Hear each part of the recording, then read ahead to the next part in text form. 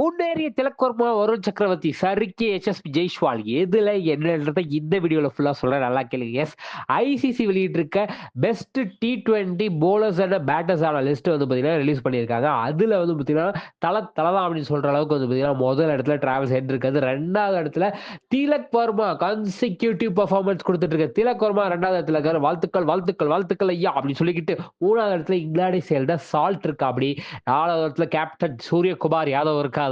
5வது இடத்துல வந்து பார்த்தீங்கன்னா இங்கிலாந்து கேப்டன் ஜாஸ் பட்லர் இருக்காரு. 6வது இடத்துல வந்து பார்த்தீங்கன்னா பாபர் அசாம் இருக்காரு. 7வது இடத்துல பார்த்தீங்கன்னா வந்து பார்த்தீங்கன்னா 10வது நிசாங்கா இருக்காரு. 8வது இடத்துல முகமது ரிசான் பாகிஸ்தான் பிளேயர் இருக்காரு.